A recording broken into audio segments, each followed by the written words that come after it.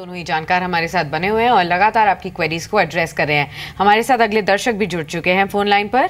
हमारे साथ अब जो जुड़े हैं हमारे साथ दर्शक, उनका नाम है रमेश। नमस्कार रमेश, पूछिए।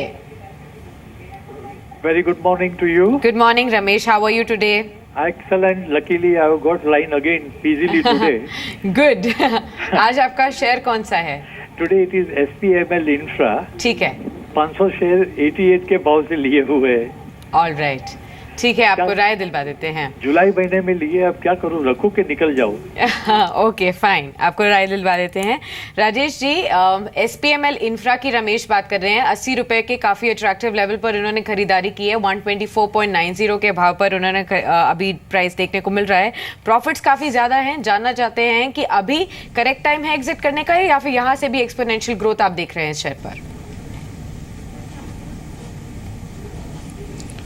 देखिए, स्टॉक में ग्रोथ बिल्कुल हो सकती है। कंपनी हालांकि बहुत छोटी है और सिर्फ नॉर्थ ईस्ट में ज़्यादातर प्रोजेक्ट्स करती है, लेकिन बावजूद इसके मैनेजमेंट बहुत अच्छा है, नंबर्स ठीक ठाक हैं। इन सब चीज़ों के मद्देनज़र बने रहने की सलाह रहेगी। जो थोड़ी बहुत प्रॉब्लम इस काउंटर से है वो लिक्विडिटी की है। लिक्विडिटी बहुत ही कम है, लेकिन आप 140 के टारगेट मान के इसमें बने रह सकते हैं। जी, 140 के टारगेट के साथ होल्ड करने की सलाह है एसपीएमएल इंफ्रा। फेसबुक के जरिए एक सवाल आया है, वो ले लेते हैं। हमें सवाल भेजा है अक्षय कुमार चौबे ने। यूएफओ मूवीज पर इनका क्वेश्चन है। 85 शेयर्स इनके पास, परचेजिंग प्राइस है 466 का। क्विकली सुमित, क्या भी आपका यूएफओ मूवीज पर? स्टॉक ने एक ऊपरी लेवल से थोड़ा सा दबाव दिखाया है, बट एक बार होल्ड कर सकते हैं। स्टॉक अभी सपोर्ट के पास है। 420 425 के आसपास स्टॉक के सपोर्ट है। ऊपर में इमीडिएटली स्टॉक का रेजिस्टेंस है 450 का लेवल ब्रेक होने के बाद ही हमें इसमें 480 से 500 तक के लेवल देखने को मिल सकते हैं। फिलहाल एक बार होल्ड करें जब तक ये सपोर्ट टूटता नहीं है। 420-25 के आसपास इसके सपोर्ट लेवल्स हैं। ठीक है, 425 के लेवल्स पर आप सपोर्ट ले सकते हैं और होल्ड करने की सलाह आपको दी गई है। अच्छे अपसाइड यहाँ से एक्सपेक्ट कर रहे हैं एक्सपर्ट। एक और सवाल आया है फेसबुक के जरिए। ये थीर देश का सवाल आया है, एक्सिस बैंक पर जानना चाहते हैं। केवल 1 महीने के लिए या एक्सिस बैंक में बने रहना चाहते हैं। 515 रुपए पर ऑलरेडी इन्होंने खरीदारी की हुई है, तो नुकसान यहाँ पर तो डेफिनेटली हो रहा है। राजेश, आप क्या कहेंगे? 1 महीने में आपको लगता है कि जो इनको लॉस हो रहा है रिकवर हो पाएगा या फिर इनको अपनी लंबी अवधि का नजरिया रखना पड़ेगा यहाँ पर? नहीं, उम्मीद तो बिल्कुल है कि मुझे लगता है कि ये स्टॉक अच्छा बाउंस बैक देगा, क्योंकि दूसरे पीयर ग्रुप से अगर इस बैंक को कंपेयर कर थोड़े सस्ते हैं। थोड़ा हैंगओवर है इसमें स्टॉक का स्टोरी को लेकर के, बट फिर भी इस लेवल्स में मैं समझता हूँ कि रिस्क बहुत कम हो गया है। मैक्सिमम ये कर सकते हैं कि 488 का स्टॉप लॉस रख लगा लें। 1 महीने में पूरी उम्मीद है कि स्टॉक बाउंस बैक दे देगा। जी, तो होल्ड करने की सलाह है एक्सिस बैंक पर और यहाँ से ये बाउंस बैक दे सकता है, ऐसा राजेश मानते हैं। इसीलिए कह रहे हैं कि इन स्तरों पर भी होल्ड किया जा सकता है। अभी 498 के लेवल्स पर ट्रेड करें। इस बीच कुछ स्टॉक्स आपको बता देते हैं जहाँ पर विद वॉल्यूम्स आज के सेशन में हमने अच्छा स्पॉट देखा है। एक आप देखिए ग्रेविटा इंडिया, अच्छे अर्निंग्स के बाद अच्छा मूव और अभी भी अपनी स्ट्रेंथ को होल्ड कर रहा है। लेकिन एक बार फिर से रुक करते हैं पीछे दबरम से जुड़ी हुई जो खबर आई सीबीआई की छापेमारी को लेकर, और इसी पर बातचीत करने के लिए सीनियर लॉयर माजिद मेमन हमारे साथ मौजूद है। नमस्कार सर, शुक्रिया आपने समय दिया जी बिजनेस को।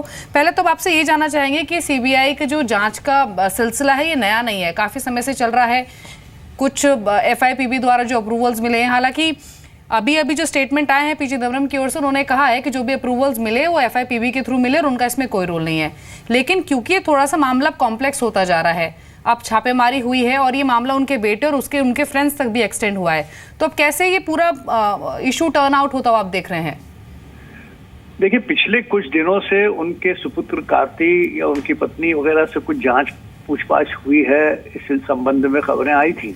और ये भी बताया जा रहा है कि उनके खिलाफ एक मुहिम खड़ी की गई है कि वही जिसमें हो सकता है कि उसका राजनीतिक हेतु भी हो, मगर वो उसको टोटली रूल आउट नहीं किया जा सकता। मगर हम ये भी नहीं कह सकते कि ये प्योरली पॉलिटिकली मोटिवेटेड है। अगर इसमें कोई सब्सटेंस है या इसमें कोई सच्चाई है तो उस सूरत में चाहे वो पूर्व वित्त मंत्री हो या कोई साधारण भारतीय नागरिक हो, कानून अपना काम सबके लिए करता है। मगर मेरी सिर्फ एक ही विनती होगी उन लोगों से जो तफ्तीश कर रहे हैं कि वो इसको इसलिए महत्वता न दें कि ये पूर्व वित्त मंत्री रह चुके हैं या कांग्रेस के वरिष्ठ नेता हैं।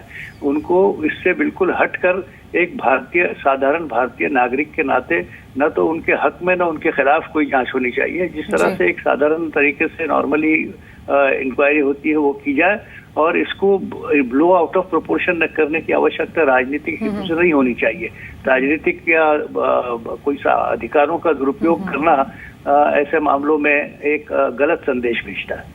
राइट मिस्टर मेमन, कई बार सुब्रमण्यम स्वामी ने भी ये बोला है कि इस पूरे ही मामले के तहत जिस तरीके से सीबीआई आगे बढ़ रही है, इस बीच पी चिदम्बरम को पार्लियामेंट पैनल से स्टेप डाउन करना चाहिए। आपका क्या कहना है? देखिए, ये तो ऐसा है कि पार्लियामेंट्री पैनल में, जिसमें मैं खुद मेंबर हूँ, मिनिस्ट्री ऑफ होम अफेयर्स के जो चेयरमैन हैं चिदम्बरम जी, उसमें हम लोग में खारगे साहब हैं, रहमान साहब हैं, हमारे येचुरी जी हैं, हम सब मेंबर हैं उसमें। तो हम लोग वो काम जो है वो राजनीति से हटकर करते हैं। जब कोई पार्लियामेंट्री पैनल बनाया जाता है तो उसमें कोई राजनीतिक हेतु नहीं होता, उसमें कोई राजनीतिक पक्ष के लोगों की कोई जिम्मेदारी अपने पक्ष के प्रति नहीं होती, वो देश के प्रति होती है, वो हमारे कार्य के प्रति होती है। तो उसमें अगर आप राजनीति को शामिल करना चाहेंगे कि इसलिए कि वो कांग्रेस के नेता है या इसलिए कि उनके खिलाफ कोई जांच चल रही है इसलिए उन्हें स्टेप डाउन कर देना चाहिए, मेरे नजदीक ये बात सूचित नहीं है। स्वामी जी जाने जाते हैं इन तमाम चीजों को बहुत ज्यादा उछालने के लिए, हमेशा से मशहूर हैं वो, तो मुझे नहीं लगता कि उसको कोई खास महत्वता दी जाए। इस वक्त तो सिर्फ जांच चल रही है, कोई उनके खिलाफ ठोस आरोप सामने नहीं आया। बिल्कुल। लेकिन मिस्टर मेमन, एक आखिरी क्वेश्चन और आपसे। अब ठीक है, अभी तो सीबीआई की छापेमारी चली रही है, जांच भी जारी है, अगर कुछ सब्सटेंशियल मिलता है जो पी चिदम्बरम के अगेंस्ट जाता है, तो ऐसी स्थिति में ये कितना सीरियस ऑफेंस हो सकता है, पर कितनी कॉम्प्लिकेशंस पी चिदम्बरम के लिए बढ़ सकती हैं? नहीं, देखिए, इतना ये जरूर है कि अब पहले तो ये सिर्फ ऊपरी तौर पर जांच है। किसी के यहाँ आपको कोई जानकारी प्राप्त हुई है, वो जानकारी झूठी भी हो सकती है। आप उसके प्रति जाकर वहाँ किसी के यहाँ जांच करते हैं तो उसका मतलब नहीं कि वो व्यक्ति दोषी हो गया। उसके ऊपर किसी तरह का इस तरह का एक आक्षेप डालना या फिर ये कहना कि ये गलत आदमी है या इसने कोई गुनाह कर लिया है, ये न्याय की दृष्टि से गलत होगा। इस वक्त तो उनके खिलाफ जांच हो रही है, वो जांच को करने दें, उन्हें अपना काम करने दें। मैंने जैसा कि पहले कहा कि मेरी विनती यही होगी कि निष्पक्ष तरीके से जांच होनी चाहिए, पॉलिटिकल हेतु से नहीं होनी चाहिए। और अगर उस जांच के तहत कोई सब्सटेंटिव मटेरियल मिलता है तो उसके खिलाफ कानून अपना काम करता है। और फिर कानून के अपने स्टेजेस होते हैं, पहले रजिस्ट्रेशन ऑफ क्राइम होता है, उसके बाद फिर इन्वेस्टिगेशन होता है, उसके बाद अरेस्ट होती है, उसके बाद बेल होती है, उसके बाद चार्ज फ्रेम होता है, उसके बाद ट्रायल होती है। इसके अलग अलग माइलस्टोन्स और स्टेजेस हैं। कौन से स्टेज पर उसका परिणाम क्या होता है, ये ठहराया हुआ हमारे देश का उसूल है। तो वो चिदम्बरम पर भी वही लागू होगा, कोई उनके लिए अलग कानून नहीं बनेगा। जी, चलिए, शुक्रिया मिस्टर मेमन, आपने समय दिया जी बिजनेस को और समझाया हमारे व्यूअर्स को इस पूरे ही मसले से जुड़ी हुई बारीकियाँ।